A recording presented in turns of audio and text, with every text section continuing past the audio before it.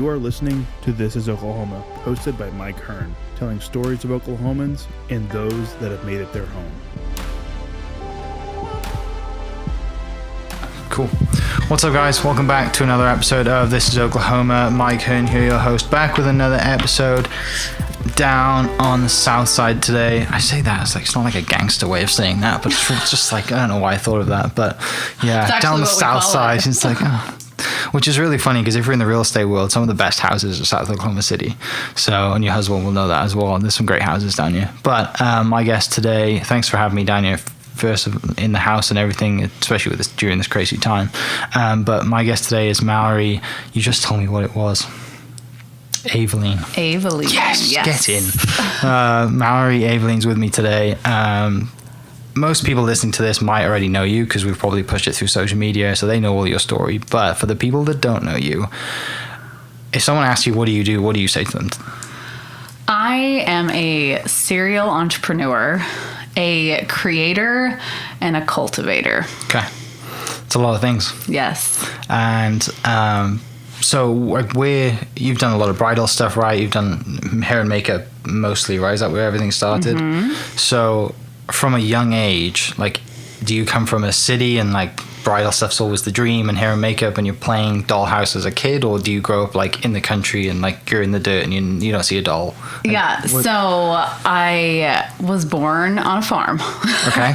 So opposite of what you would think like glamorous life would be that would introduce me to this world. Sure. So first of all, thank you for coming to my house today and doing this. It's been nice to like see real people and go out. Real faces. I saw your Instagram yesterday. It was like, I'm going to a real restaurant. A real restaurant.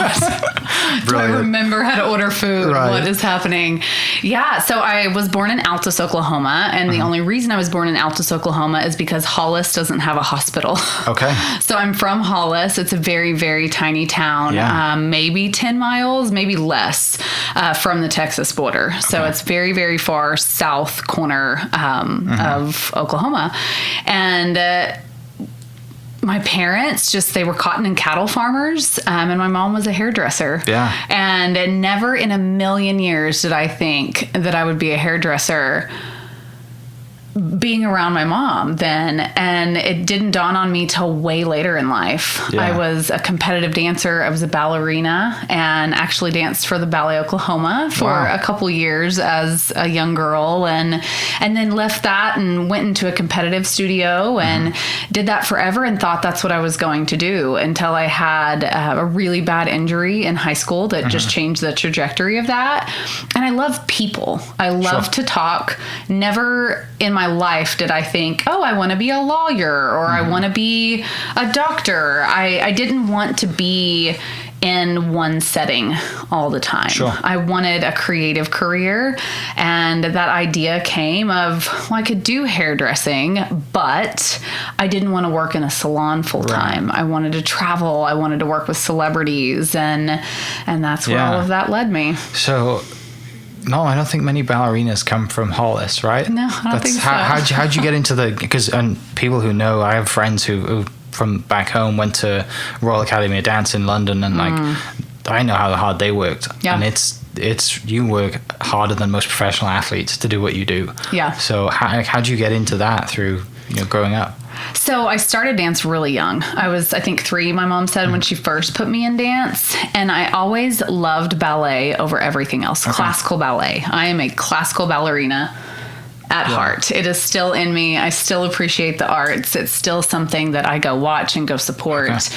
And I just loved it. I fell in love with the classical music. I loved having the piano in studio. And it's hard work. Right. You see these women and the strength. I mean, you can see the muscularity on stage and the consistency and the discipline that it takes with your body, and it breaks it down. I mean, still to this day, I'll do certain things because I do a lot of photo shoots and things, and people will say, there's the dancer, because my feet will just like point. I did it from the time I was 3 until I was 20. Sure.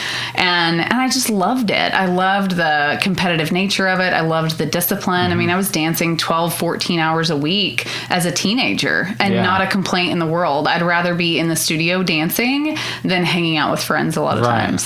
So Billy Elliot's one of your favorite movies then?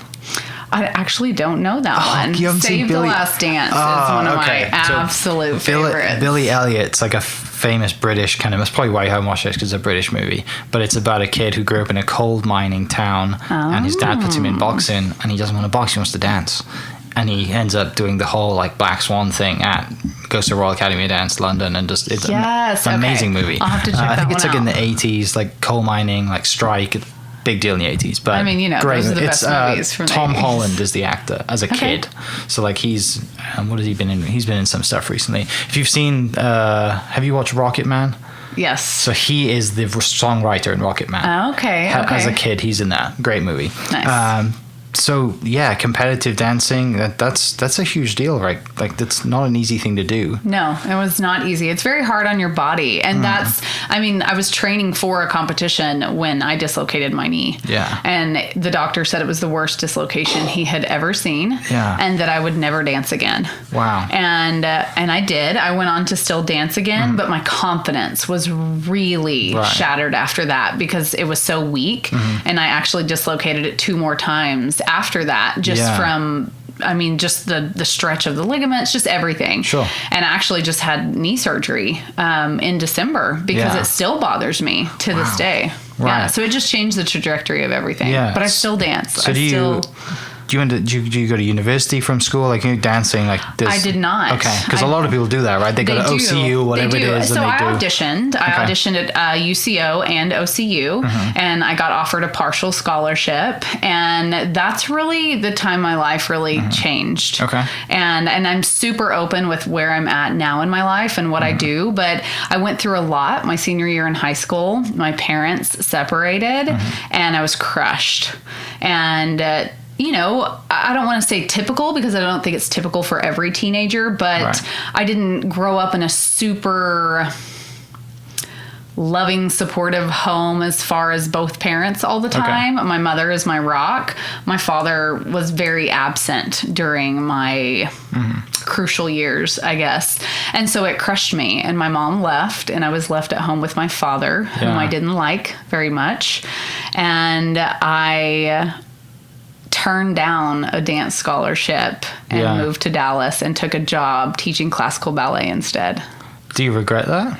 I don't regret anything. Sure. And I know that's kind of a cliche thing. Did it hold? Did you hold it over yourself for a while though, or did you just kind of accept it? Okay. I didn't, because that's when my life took a turn for the worst. And I had a really bad couple years. I fell into a really bad drug addiction, and that's when I met my ex-husband and ended up in an abusive marriage. Which, again, I say these things with confidence today because I talk openly about them now with who I am and what I do with women and coaching and speaking but at the time, I just was in a downward spiral. And so I probably had some regret then. Like, I should have just went to college. Right. I should have went and taken the dance scholarship and taken a different path. But I didn't take a different path. That's the path I chose. But the trials and the tribulations and everything that I went through strengthened me so much. And it's why I do what I do today. True. And I have so much empathy for women that are going through those things because I've been there. And you can relate. Like I said, you've been there. I'm sure that you get a lot more respect from them coming across, being like, "Look, I know exactly how you feel." Absolutely. Rather than, "Oh, I'm just doing this because I think motivation's a good thing to be in right now. Why not?" And I'm sure there's people out there that sadly are doing that. Yes. But so you go to Dallas to teach. What's it like teaching over being? Because I've tried to teach golf and I hate teaching compared to it's a different kind of animal to try and teach people what to do. It is a different animal. I only taught for 4 years, I think, and I taught mostly younger ages, so 14 and below. And so you're not teaching, collegiate dancers at this point. So it was fun and I loved it and I enjoyed teaching and I still enjoy teaching. I enjoy teaching people how to style bridal hair. I've done it for so long. I love teaching people editorial. I love teaching people how to build out their own courses and programs. Sure. And so teaching has been something that I've naturally enjoy doing. And I think people either are natural at it and they definitely. like it, or they don't. Yeah. And so I do enjoy teaching. Yeah. So when does like the beauty side of things come into it then? Are you doing hair while you're in Dallas, or is it just I wasn't doing hair in Dallas. I was doing hair when I moved back home. Okay, so that's I when moved back that home comes to back. Oklahoma because, like I said, I made some really terrible choices. The bad boyfriend, all the stuff, and called my parents with that humble phone call and said I need to come move back home for a little while and get back on my feet. And that's when I met my ex-husband, was during that time that I was back home. And we dated for a year, got engaged, got married, another year later. And that's when I went to hair school. Okay. When we were dating, that's when I went to cosmetology school for the first time. Sure. Was that in town? It was in town. Yeah, Okay. it was here in Oklahoma City. Yeah, because I know I got a lot of people. I think we have some mutual friends, Jared, who shoots Jared and Josie, right? Josie's doing hair, right? I think. She is. So they were on the podcast last year. I just shot with Jared the other day. Yeah, that's what reminded me to He's to doing reach out. all of my new branding images, and Awesome. I'm really excited. Yeah, I think Josie's doing hair. Maybe she's graduated. She is. She's in cosmetology that's school. Right. Yeah, that's what made me think of that. They're great. They're a lot of They fun are. to watch They're amazing too. people. So you get into school and you like I never thought I'd be doing this because my mum did it, and now you just kind of come full circle. From then on to here, like there's a huge transformation that happens from then to here, right? So Huge. where does that, I mean, how real do we get on this podcast? I mean, we got time. We got time. How many? I mean, I'm sure you shared a lot. I have shared it all, and I Yeah. share it all. People hear me speak, and I've been a speaker for a couple of years now, and I've shared my story a lot. And sometimes I don't realize the magnitude of it until people hear it, and they're Sure. like, "I heard you on this podcast. Oh my gosh, Malorie, I had no idea." Because the thing is, I got really good at being what I needed to be. Sure. I'm incredibly resilient, and I say that in a very proud way because I just am. I've had to be in my life. But when I was in cosmetology school was at the height of my addiction. Okay. I was tiny. I'll put it this way. I was doing drugs in the bathroom at school. Yeah. And it was when I was married to my ex-husband at the time. And I found out that he was cheating on me. So I'm in cosmetology school. I find out my husband's cheating on me. I'm at the height of my drug addiction, very, very serious drugs, and hiding it from everyone. I've alienated myself from all of my friends. Naturally really good at hair, like entering the competitions at school and winning them, but I'm lost. Like my soul was just like lost at that point. And because you're so naturally good at it, nobody really notices if you're high or whatever it is. Like you're just good at it. Exactly. Yeah, and so that can be dangerous because you think, oh, she's strong, she's a great woman, she's confident, she's talented, she's good. Right. I was not good. I was not good at all. And it was actually during that time that this was a super pivotal moment for me. So I found out my husband was cheating on me at the time. I moved in with a girlfriend for a little bit because that's a deal breaker. Like, oh yeah, be with me or be with someone else. Right. Don't be with both. Yeah. And so I'd moved in with a girlfriend of mine, still trying to go to school. And got a phone call in the middle of the night. My ex-husband was a DJ at a club at the time. And I got a phone call from a chaplain at a hospital that my husband had been shot. Wow. In a parking lot shooting. And that he was okay. He was stable. They kept telling me that. He's okay. He's stable. But you got to think, in my mind, I've got a foot out the door. I'm ready to divorce him at this point. Yeah. And so it's like, okay, God, is this like a sign? Am I supposed to work on my marriage? Are we supposed to change things? Like, what am I supposed to do? And so I go back. We try to work on things. I'm helping rehab him. Where he was shot was in his back. And the way it traveled, he had a lot of nerve damage. And so I had to help take care of him for a couple of months. And so I was missing a lot of school. Well, the way cosmetology laws work is that you have to complete your consecutive hours in an allotted amount of time by the state, or you lose those hours. Well, I got pulled into the school office, and they tell me, they give me a warning, and basically I said, I have to take care of him. Like, this is life or death here. So I pulled out of school. So needless to say, fast forward a little bit, lost all my hours because I'm trying to take care of him.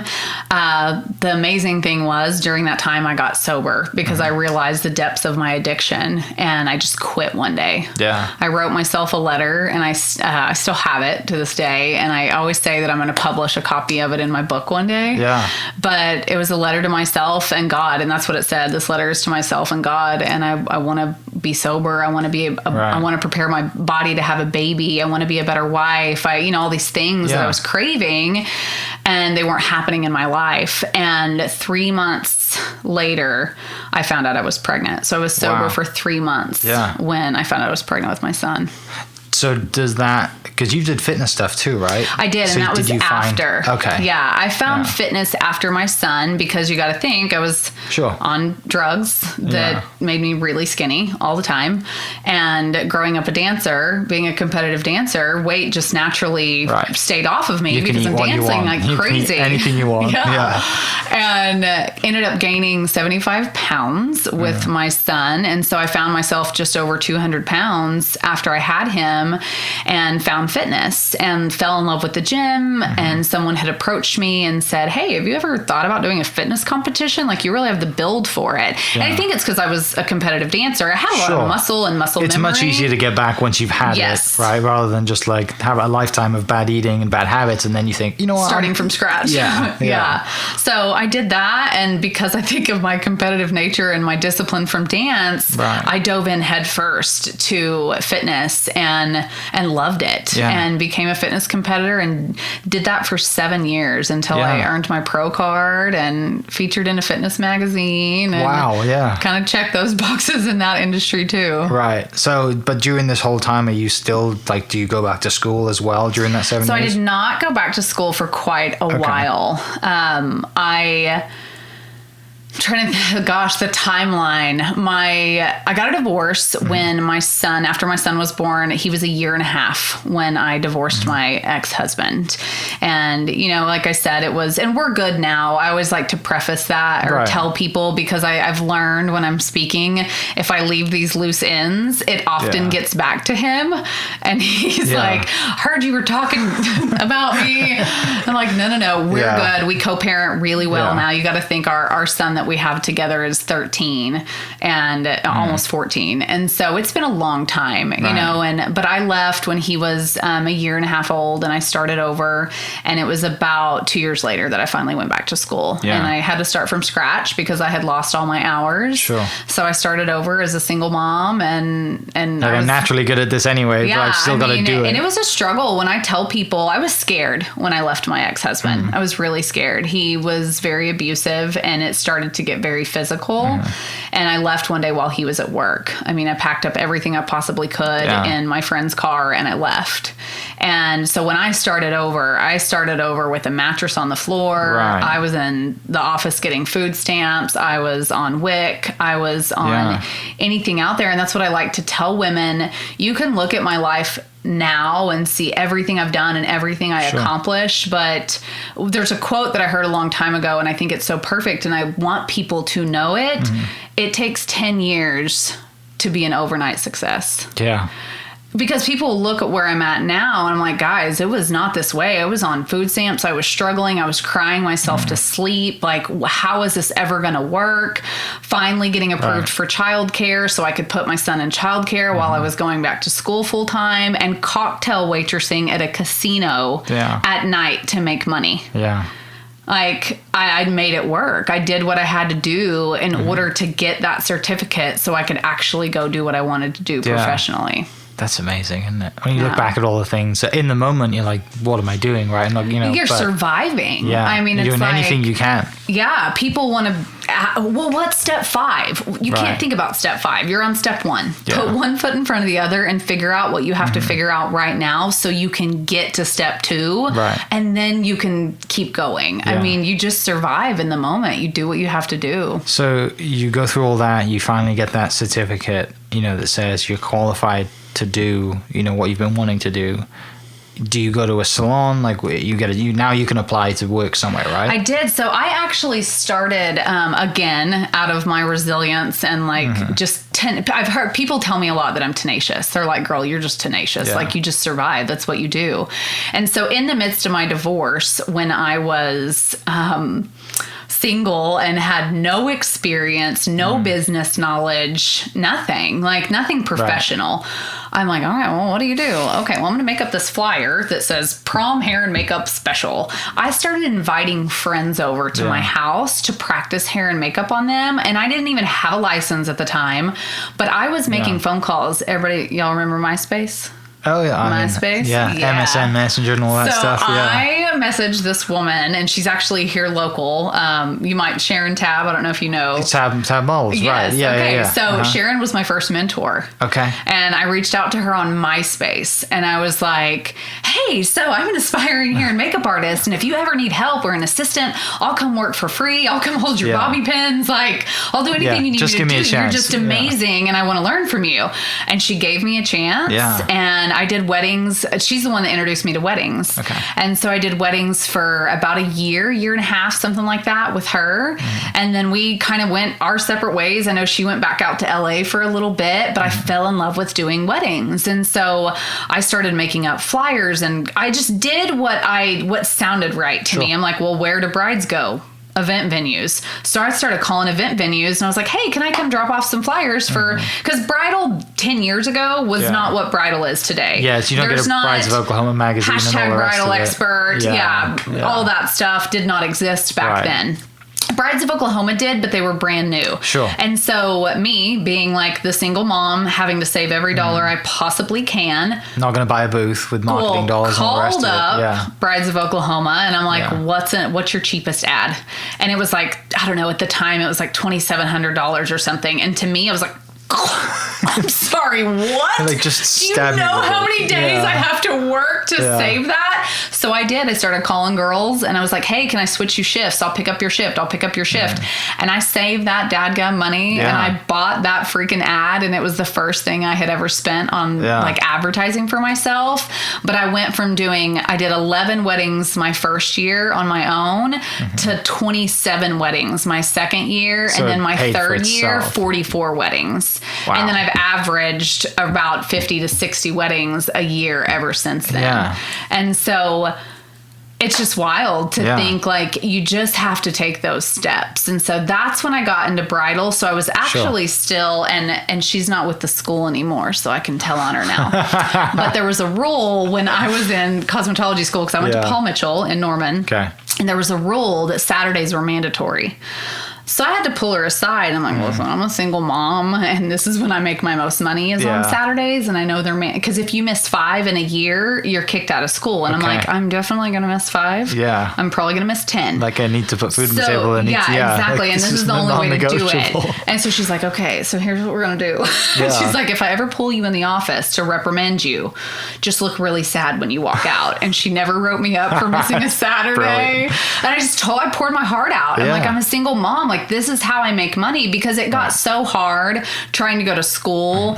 You know, it was 8 to 5 every single day during the week, and Mondays were off, Saturdays were mandatory. And so working as a cocktail waitress, where they made you wear these ridiculous outfits and heels at a casino too, right? You've got costumes more than that. They're costumes. They're ridiculous. And my feet would kill me, and it got so bad that it was it was affecting me at school because I'd be so exhausted. And so the weddings were what I had to rely on. And so she let me do them. She's like, you go right ahead and do those weddings, and you take care of your baby. That's awesome. Who was that first wedding that you did that was not through Sharon, but like your first hired wedding? I don't remember the names of the first weddings. Do you remember how you felt doing it? Yeah. I super nervous. Yeah. I literally, I'm a big person of faith. You can probably looking around. I've got like Mary Magdalene over here, and divine books, and my sage, and my Bibles. Like, I'm just a big person of faith and divinity and spirituality. And I would tell people jokingly, but I was dead serious that when I would do something and I didn't know a question to ask, and I didn't have anybody, I'm like, this is me. Like, I have to act like the badass right now. Like, I have to I have to do this. And I would pray as I was doing hair. I'm like, okay, God, please guide my hands, make this look good. Like, I don't know what to do. Right. Because I mean, every head of hair is different. Sure. Some people have massive thick hair. Some people have incredibly fine hair. And you're like, what am I going to do with this? Yeah. And so it was just over time, it got better, and it got better with each and every person. And I was terrified to charge anything in the beginning. And now I'm like, if someone says it's too expensive, I'm like, okay, not a problem. I can refer you to someone. Right. Like, because I know my worth now. But in the beginning, I was terrified a lot of times to make it work. And so I just would pray my way through it. So you do the whole wedding thing, and you're doing beauty, and you get very, very good at it. I mean, 60, 70 weddings a year, like that's a lot, right? Yeah. Like that's not easy to do. And you get into it, and you get to build a reputation and get your name out there. Like, where do you go from there? When is this that you're doing that? What year is that, and what's next? I actually, so to kind of put it in perspective, I opened a salon 3.5 years ago. 2 years before that, I started. That was when I was really busy. So about 5-6 years ago was at the height of like wedding. There was no competition. Sure. And I don't say that like any of my old school people that listen to this know what I'm talking about. Yeah. Like, there's a handful of bridal stylists in Oklahoma that are like the OG bridal stylists, and we had the market cornered. Yeah. Well, now it's popular to be a bridal stylist, so there's a lot of competition, and there's a lot of people doing it for a lot less than what a lot of us charge. Yeah. And it's the market. It's what it is. It's what happens. Yeah. But we got to the point where, I mean, I had so many, I couldn't do them all. And so I started building a team, and I started hiring stuff out, and we'd be in 3 different locations on a Saturday at once. Yeah. And so that's when I was like, oh my gosh, I'm like making 6 figures doing hair on the weekends. Yeah. It got to a point where I didn't even work in a salon because I never loved coloring and cutting hair like I loved bridal. Okay. And so I would not work all week during the week. I'd be with my children. Yeah. I was like PTA mom, and I'm busy on Fridays and Saturdays. Yeah. What's the exchange? Sure. I was making 6 figures, but I was missing every soccer game. Yeah. Because people book their weddings a year out in advance. Right. And so the good thing I will say about working with women, all women, around you when you're doing hair and makeup, it's all women. And I would say something about missing my son, and they were always so encouraging. They're like, look at you sacrificing time with your family to build a life for them. And so there was always this exchange. Like, I always had to give something to get something.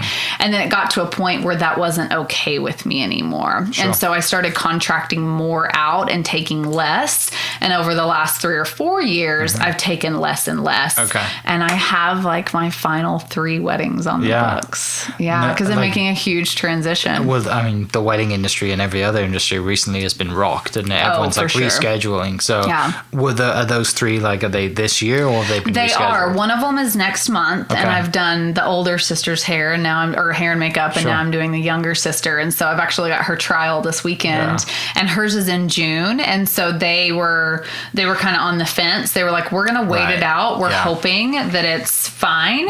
And so it's fine. They kept it, but then we had our other 2 rescheduled. Yeah. One rescheduled for the fall, and one rescheduled for January 2021. Okay, so not disastrous then. At least it's like, because I know some people and even just photographers in the industry and the rest of it, like it's not a fun time to be doing that event stuff. It's not. It's really tough. I mean, we had to close the doors to my salon for 8 weeks, so, all the amazing women that work there, no income, and that's their only source of income. And some of them are single. It's not like they're married. It's them. And what a difficult time, so I think it rocked everybody to their core right now. You still have the salon. It's open now, right? I do. Okay. Yeah. Awesome. So I own Salon Collective in North Oklahoma City. It's in the Nichols Hills area.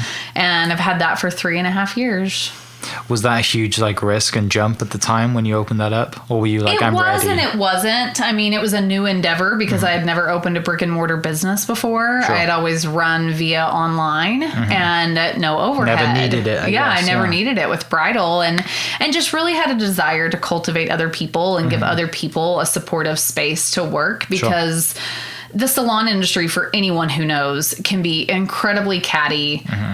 very drama filled, and that's just not me. I don't like it. I don't like that kind of talk. I don't like the actions. I don't like the feel of it, anything. And so my goal was to create a space that was loving and supportive, and the energy felt great, and women and men alike felt comfortable in there, and the stylist felt supported. And so that was my main goal in doing it. Yeah. I mean, that's, like I said, that's looking back at everything that's happened, and like you know, everything happens for a reason, right? And you have all these stages, and you wouldn't be where you are today, and you wouldn't be as tenacious as you are today without it. You know, did you have a speaking event last year? Did I remember that? I did. Okay. So, you know, you have the salon, it's going well, you're doing weddings. Where'd, like, you know, where... Because I'm sure you're always speaking, you're always motivating your team, and that's just seems like who you are. You like to speak, and you like to be, you know, outgoing and out loud. When do you think I'm going to go on stage and do this and have this? Because there was a couple of big names came into town for this, right? They did, yeah. So it was a huge transition, and it's been cool to kind of reflect myself and see when that transition happened. But it was really when I was at the top of my bridal game and doing New York Fashion Week and styling celebrities and doing a ton of editorial shoots. And we can dive into that. Let's talk about that first. Shoots for European magazines. And so my name was becoming really well known in how to build that kind of business in Oklahoma. Is this where you meet Grant and Ellen Cardone? No, so that was fast forward just a little, and that's when the trajectory of a lot of things changed. Yeah. So I was teaching. I was getting invited by different schools to teach, like hair, basically. But then you get people that ask questions, and they're like, and I'm vulnerable. Yeah. So someone asks a question, and I might be on stage showing an up style, but somebody would say something, because the hair industry is just kind of catty. So if I can set the scene, you're on a little stage in a school, and you've got, 75 students watching you. Yeah. Some of them which said F off to college. I'm going to go to hair school instead. Yeah. So they're kind of jacking around in hair school. And then you have people there that are taking it very serious. And people ask questions and comments start to fly between each other. They're like, well, if you weren't partying every weekend, you could be like her. And I'm like, well, hold on, what, and they would ask questions to me because I have a little bit of some feisty in me when I need to. And I would get vulnerable, and I would tell them, hey, my life wasn't always like this. Like, I was partying every weekend and every week. Like, my life was a disaster 7 years ago, and this is, 5-6 years ago now. But my life was a disaster for a long time, and I had to be the one that pulled myself out of it. Right. And I would, just kind of share with them vulnerably. And the more I did that, the more comfortable I got doing that, and the more I caught myself doing that. Because people would come at me with excuses, or they would complain, and I'm like, I don't want to hear it. Yeah. If you want to know half of what I've been through, then you can come and tell me why you're not where you want to be. Right. Like, let's really talk about it. And so that's when I started really coaching people, and then getting invited to speak different places. And then I started getting invited to be on different panels as an expert. And then it starts just kind of flowing from there. Yeah. And it was a little after a year after I opened the salon that I was getting more into business, and I wanted to cultivate, and I wanted to grow. And it was, okay, do I want to franchise the salon? Do I want to open multiple locations? Do I want to start coaching and speaking? Do I want to start a podcast? Like, I don't know what I want to do. Right. What's the next step from here? Because at that point, I felt like I had accomplished everything that I set out to do. Sure, when you look back and like, this is what I've come from. I'd give anything to be here right now. This is my manifestation vision board. Yeah. So I love these, right? And I had made one while I was in hair school. Yeah. And I looked one day, we were cleaning out some stuff in my house, and my son was like, Mom, what is this? I was like, oh my gosh, that's my manifestation board that I made when I was in cosmetology school. Yeah. And I had accomplished everything on it. Yeah. Red carpet hair and makeup, working with supermodels, doing New York Fashion Week, working with celebrities. I had done everything on there, opening a salon. And I'm like, well, when you've done everything on your board, what do? Right. You got to start dreaming bigger, Yeah, exactly. Yeah. And so somebody had told me about the 10X conference, Grant and Elena Cardone, and I had never even heard of them. I'm like, what is this? So I look it up online, and I'm like, oh, okay, Tim Story's speaking, and Damon John and Lori Harder. Okay, this looks like something that I'd want to go to.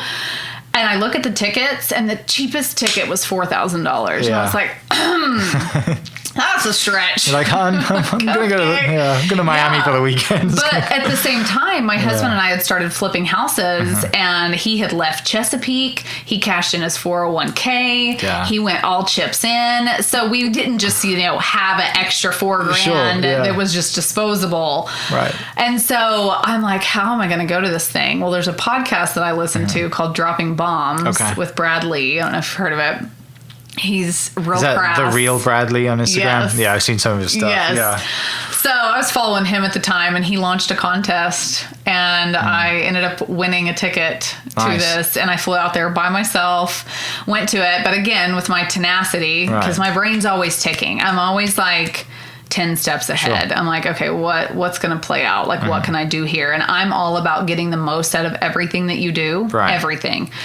And my bold self, I message Elena Cardone on Instagram. And I'm like, hi, Elena. I just wanted to let you know that introduce myself and said, I'm one of Bradley's ticket winners, and I'll be out there for the conference. I'm coming alone. I'm so excited. I just wanted to see if you had a hair and makeup artist booked yet. I've been a hair and makeup artist for, it was like 12 years at the time, and I'm internationally published. Here's my website. You can check out my work. I'm legit, because like when you're that famous, and you get DMs all the time. You have a lot of creepers. And I thought, my husband was like, I wonder if she'll actually DM you back. Well, she did, and that turned into conversation, which turned into exchanging emails, which turned into exchanging cell phone numbers, which turned into her saying yes. And I spent 4 days with Elena and Grant and their kids, and got her ready each day, and got to ride in their... I literally had a gun-holding armed guard walk me from my room to her room every day. It was wild. Yeah. And so even walking around with her, people would get her for pictures and like, oh my God, how long have you known her? How long have you been her personal stylist? And I'm like, would you believe I met her 2 days ago? Yeah, like I just slid into the DMs. Like, that's how it's done. Yeah, literally. And you tell people that, and they're like, oh my God, I'm about to DM everybody. But that's how it works, though. It is. And sometimes it's fate. And because there was a part of me that thought she's for sure not going to message back. But I'm all about adding value, and that was the thing that I do tell people. I did not charge her. They might be billionaires now. I don't know. I mean, at the time, he's one of the wealthiest people in America. And they could have afforded it, and I could have said, these are my prices. It's almost like you saying, I want to pay you to come and serve you, right? Because you know how much value you're getting out of that. Exactly. And the connections alone that I made there, it literally changed the trajectory of my life. Like Tim Story is one of my mentors, Hank Norman, who was one of their speakers. Yeah. I mean, I met some of the most incredible people that they're world shakers, they're world changers, and proximity is power. And I even told her that. I said, I knew by coming to do this with you that there would be so much value alone just in the conversation, just in being in here. And I mean, it changed everything. And being in that room and hearing those, I mean, there was 10,000 people in an arena. And the coolest thing, I mean, working with her was cool.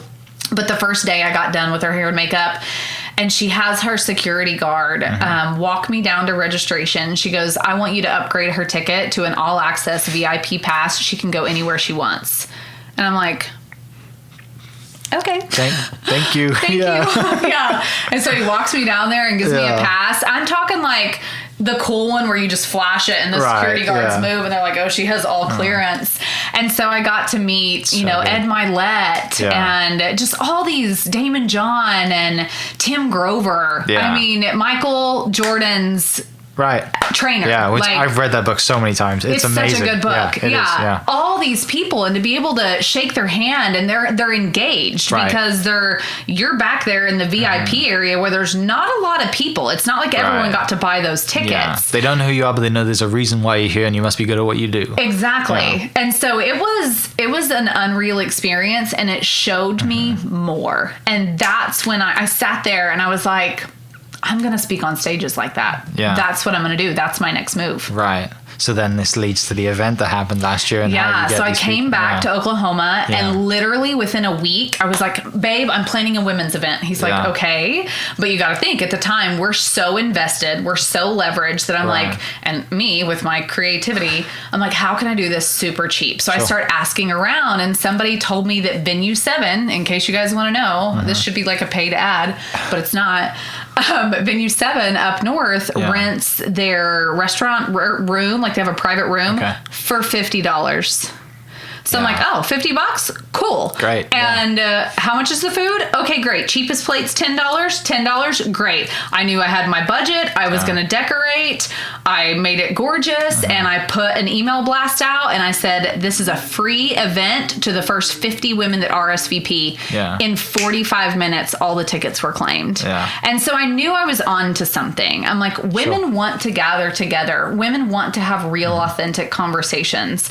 We're done with the surface talk. We're done with the catty stuff, the surface stuff. Like, people want deeper conversation. They want to show up as their authentic self and be seen. Sure. And that's what started to unfold as soon as I started to do that. And so I had done 11 events in a 2-year period when I hosted my conference. Right. And my conference was my last November at the Sheridan. Yeah. And it was my first full-on 2-day event, and it was the hardest damn thing I've ever done in my life. Yeah, like that's hosting one event's easy, right? Because you know you can get it going. It's maybe you might put 2 or 3 speakers, but a day, like 2 days, like people flying in for it, I'm sure, like all this kind of stuff. Speakers, like it's a big deal. It was huge. It was the scariest thing I've ever done in my life. Yeah. Would you do it again? I'm doing it again. Amazing. When is it? So I was going to do it in October this year, but because of everything, I'm pushing it to January 2021. Okay. Same kind of like plan, same plan. So I'm looking at a really cool local venue that is up and coming, and it's really awesome. And I'll be flying in a couple of big name speakers. I haven't announced anything yet, but it's going to be bigger. It's going to be better. It's going to be even more involved, and I'm really excited about it. Yeah, that's so good. And like I knew a little bit about the story. I didn't know a lot, and I'm so pumped that we've done this now. People listening and being like, well, obviously look at the story, but I knew a little bit, but I didn't know that much. And I mean, to get to where you are, right, from everything that's happened, and you look back and you know you've done a lot of things, right? Yeah. But when you look back at it, there's a clear, like, you've been very good at a lot of things too. That's not just like some people who, go out and try what you want to do and you'll figure out what you want to be good at, right? Yeah. You've like committed to being a good dancer, and committed to being a hairstylist, and then committed to being like, not many people can say they've been on stage and had their pro card at, like, when you pull that out, people are like, what are you talking about? Really? Right? And then, you know, all this other stuff, like speaking and meeting these people, like, it's pretty impressive stuff.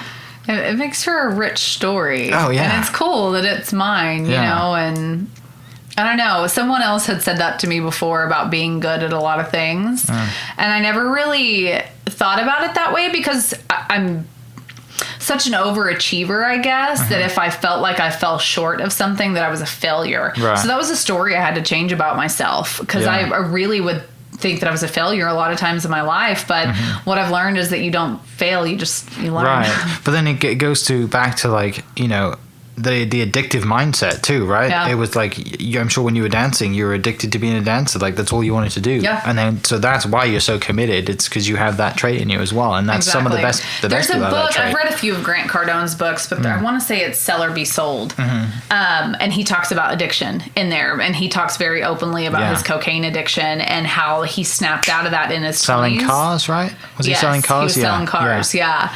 And he talks about that. And that's what he says in there. And I remember reading that book a few years ago and thinking that's exactly what it is. It's changing one addiction for another, one that was a detriment to me. And don't get me wrong, I've had to find balance. Oh, I'm sure. Like in this whole pandemic quarantine, I've been calling it a deep breath because I don't like those negative words. People can say what they want, but it's been the best thing for me. And people might think that's wild and crazy, and maybe some of you listening can't relate at all to that, but it has been the best freaking thing that has ever happened in my entire life, because I've realized that I will never in a million years give up so much time with my husband and children for success. Because now you know what you're missing. Yeah. Yeah. I've gotten to be home and be with my children, work a lot from home. Thank God with coaching women, it's been over Zoom. And so that wasn't too affected. Right. But I mean, never again will I sacrifice so much. And so you learn this balance when you have an addictive personality. I don't want it to be so all in that other areas of my life are suffering. Right.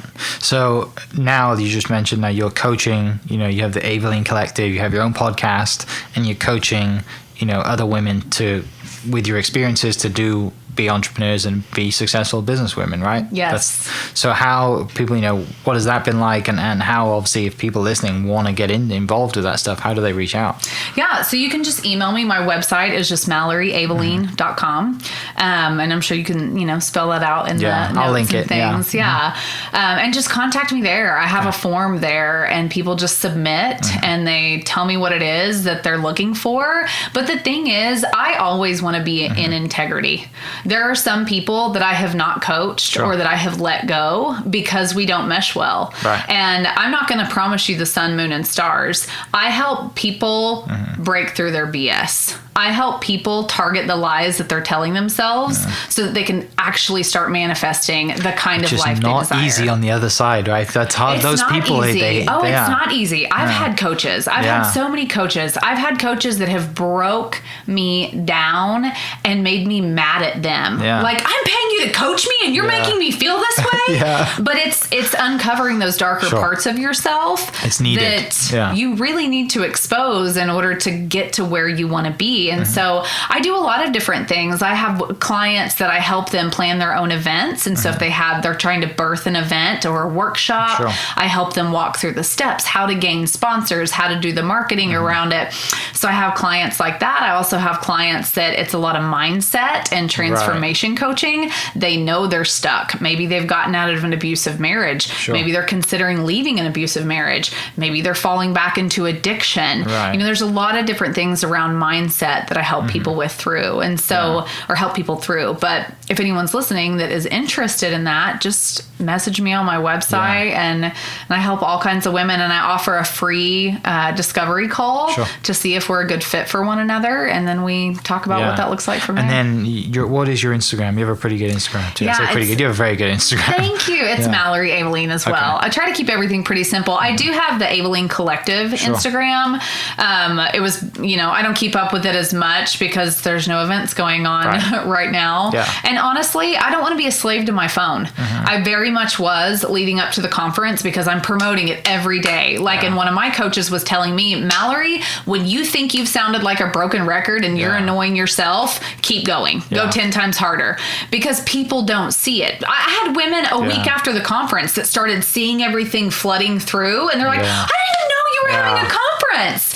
And so you really have to be in people's faces leading up to an event, to the point that you're annoying yourself. And so I have the Avaline Collective that I promote different events on, but there hasn't been any events. I do have a retreat coming up, but it's very private. It's not going to be advertised. You literally have to watch my Instagram stories or subscribe to my newsletter to even see it or be invited to it. And it's going to be the second. I've already sold a couple of tickets today, and I just have started talking about it. So there's only 10 spots for that. And that's just super personal retreat, getaway. Super personal. It's going to be in the Dallas metro area at this gorgeous private house that I rented. Great. And very, very, very, very quiet. Very Is that private. where you see things going in the future, like just more down the coaching route and being able to help people from your own experiences? I love having my salon, and I love doing the designing for the homes that we flip. But my passion is women.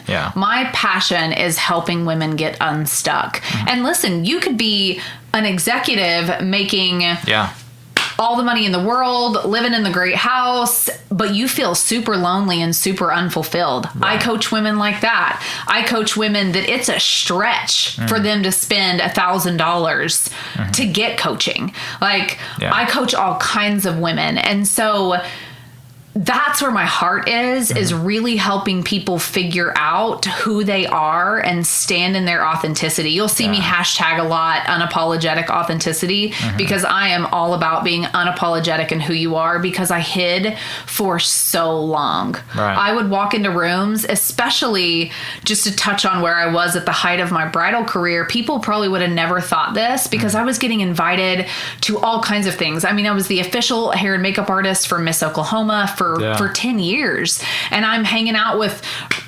Durant and Westbrook when they're here, you know, and when they were both still here. Yeah. But when I was at the height of all of that and being invited to all these galas and things, I felt so small in a room. Right. People would, because I think a natural question for people is, where'd you go to university? Sure. Where's your degree from? Yeah. And I'd just shrink. Yeah. Like, well, I didn't go to college. I decided to go to cosmetology school, and just would never say it confidently. Like, what I chose to do for a living was lesser than someone who chose to go through college to get to where they wanted to be with their career. And are still paying off the debt. Exactly. And I'm not paying off school debt. So that's great. But I teach women to get out of that, because I would shrink myself so much, and I couldn't stand in my authenticity. And so I'd catch myself at the bar grabbing another drink just to try to cope with how small I felt in a room with all these big important people. You can put me in any room with anyone now, and I will hold my own, because I know my value and I know what I offer and I know who I am, and I know that I can help other women do the same. Right. Yeah, because you look back and like, I've done this, and I've accepted the fact that I've done this, and I know that I'm good at it, right? Which sometimes comes across as a bit like, oh, okay, well, cool, thanks. Like, but that's who you are. Like, it is I love who that. I am. I love that. Yeah, and I want people to know that there's a difference in confidence and cockiness. Yeah. There's a huge difference. I don't want to be cocky about what I do, because I think that turns people off, but I am confident about what I do. And if I was going to hire a professional, I would want to know that you can absolutely build my dream house. Not, well, I think I've done that a time or two. You know what I mean? Like, you want somebody confident in what they're doing. Have you seen the TV series Suits? I haven't. You haven't? Oh, you'll love it. It's good. It's about lawyers in New York, but there's a character in that, as a male character in that called Harvey Specter, and that's what he's like. He's just gets things done, and he's comes across very cocky, but he's not. He's confident. That was what made me think of that. But this has been awesome. This has been such a great story. I'm no doubt people listening and watching have so much value from this, and you're probably going to get some messages saying, I either love this or can I help, all this stuff, which is the goal. But yeah, thank you for having me at the house. Thank you for having me at the office. This awesome stuff. And I needed a This Is Oklahoma one of those. That looks really cool. Yeah, so I can give you the guy that did that. Awesome. He's here local. Yeah, now that we're doing Zoom stuff, I need a good background, right? Yes, exactly. I know. I do all my podcasts and all my Zooms here. But what's the podcast called? So the podcast currently is called the Avaline Collective. Sure. But I'm doing a huge rebrand, and that's part of what Jared was doing for me. Sure. And it's been a big involvement. And so I'm getting ready. It actually launches on June 16th. Yeah. And it will be the Truth Evolves podcast. Okay. Awesome. Well, we'll post that out and help as best we can to share that out and get the word out. Not that you need it, but I will happily help. It's been a pleasure. For everyone listening, I'll post all the links down below, and you can definitely check out Malorie's awesome stuff. So thanks for listening, and we will catch you next episode. Cheers. Thank you for listening. We are inspired by those around us and hope that you are too. Make sure you subscribe to this podcast on your favorite podcast platform and leave us a review so we can keep telling your stories. For more great Oklahoma content, follow This Is Oklahoma on Facebook and Instagram.